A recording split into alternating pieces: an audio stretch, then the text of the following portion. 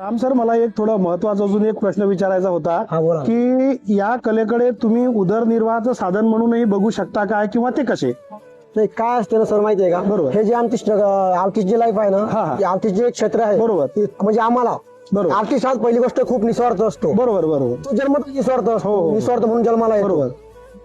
पण लोक काय असते, जेव्हा आम्ही कामं करतो ना, बरोबर. तेव्हा आम्हाला पैसे भेटत नाहीत. हम्म. आम्ही जो मोबदला आम्हाला अपेक्षित असते तो भेटत बरोबर नाही. आहे. आमच्या समाजाकडनं खूप बरोबर जास्त आहे. काहीच अपेक्षा नसतात. म्हणजे कलेची किंमत होत नाही होत नाही असं म्हणायला, हा. कलेची किंमत झाली पाहिजे असं माझं म्हणणं आहे. मग त्या अनुषंगाने आपण याला जे आर्थिक पाठबळ ते तुम्हाला मिळणार आहे ते कसं मिळणार आहे? मग ते आमच्याकडनं काम करू घेतात ना. बरोबर.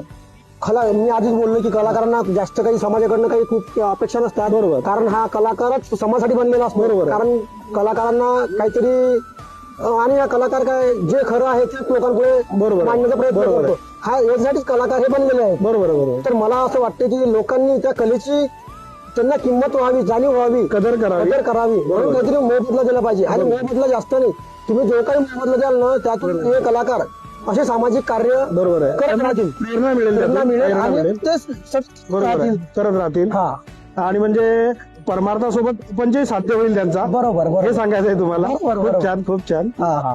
चला तर थँक्यू.